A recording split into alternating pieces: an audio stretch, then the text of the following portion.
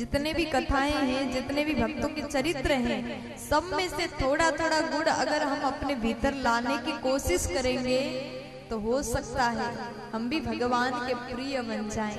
हो सकता है हम भी उतना भक्ति कर सकें। प्यार से बोलो,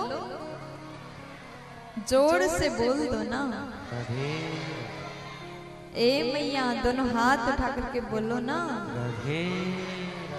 तो इस प्रकार विदुर जी के पावन कथा सुनाया और आगे भगवान अपने द्वारिकापुरी चले जाते हैं और उसके बाद में विदुर जी महाराज तीर्थ यात्रा करने के लिए निकलते हैं, जहां पर उद्धव जी से उनका मिलन हुआ।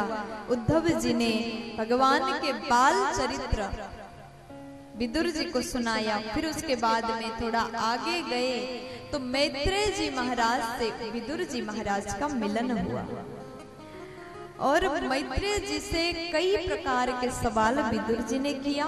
मैत्रेय जी महाराज ने सुंदर श्रीमद् भागवत महापुराण की कथा विदुर जी को सुनाया। सर्वप्रथम सृष्टि प्रकरण से कथा प्रारंभ होती है। किस प्रकार इस दुनिया का, इस ब्रह्मांड का सृष्टि हुआ। आज मैत्रेय जी कह रहे हैं पहले कुछ भी नहीं था, केवल जल ही जल था, केवल मात्र भगवान नारायण थे। नारायण के नाभि कमल से ब्रह्मा जी का प्राकट्य हुआ। ब्रह्मा जी ने हजारों वर्ष पर्यंत तपस्या की, तब जाकर के भगवान का दर्शन हुआ। भगवान ने चतुश्लोकी भागवत का महाज्ञान ब्रह्मा जी को प्रदान किया और उसके बाद भगवान के आदेश के अनुसार ब्रह्मा जी ने सृष्टि प्रकरण प्रारंभ किया। सर्वप्रथम पंच अविद्या का सृष्टि किया।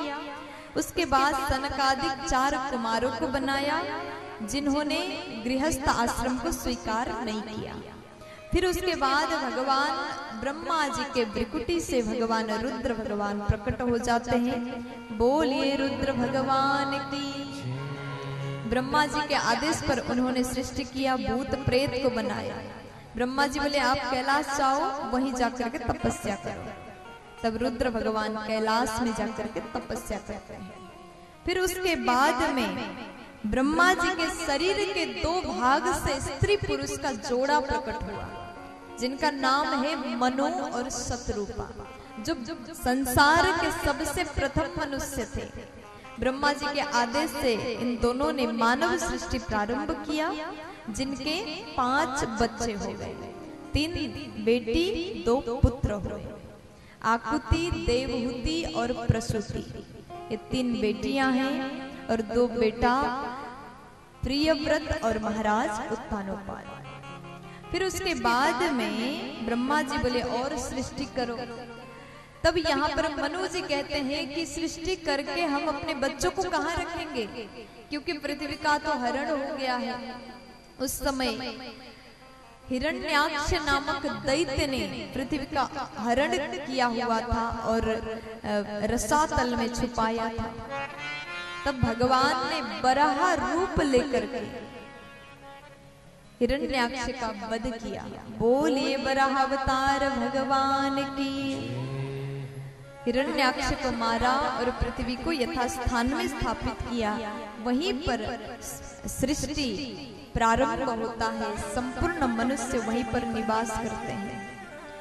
यहाँ पर मनु महाराज ने अपनी पुत्री देवहूति का विवाह कर्दम जी के साथ कराया। विवाह से पहले शर्त रखा गया था कि अगर एक बालक हो जाए तो सब कुछ छोड़ के वन में जाऊंगा। उसी शर्त के अनुसार विवाह संपन्न हुआ। विवाह पश्चात कर्दम जी हजारों वर्ष पर्यंत तपस्या में लीन हुए। माता देवहूति सेवा करती रही और सालों बाद जब उन्होंने नयन खोला, एक वृद्ध महिला को आश्रम में देख करके पूछा आप कौन हैं? तब माता देवहूति कहती हैं कि हम आप ही की पत्नी हैं। पूरी बात याद आया। अपने तपोबल से पूर्ववत सौंदर्यता माता को प्रदान किया, स्वयं भी जवान हो गए और संसार के समस्त सुख माता देवहूति को कर्दम जी ने प्रदान किया। उनके यहाँ 9 कन्या हुई और उसके बाद में कर्दम जी बोले अब मैं जंगल जाकर के तपस्या करूंगा। लेकिन मैया कहती है कि एक बेटा तो होना चाहिए।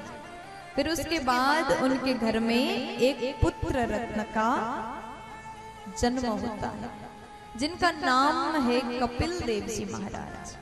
बोलिए कपिल देव भगवान की। अब जैसे करदम जी महाराज चले गए, 9 कन्या जो थे सबका विवाह हो जाता है। अब यहाँ भगवान कपिल देव से मैया देवहूति ने कई प्रकार के सवाल किए।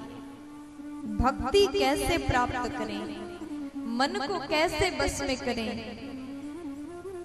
ये मन जो है बड़ा चंचल है, हम इस मन को कंट्रोल करना तो चाहते हैं, परंतु ये मन कभी हमारे बस में नहीं होता।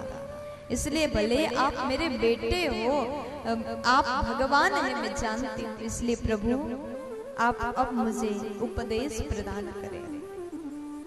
तब कपिल देव भगवान ने सुंदर उपदेश माता देवहूति को प्रदान किया।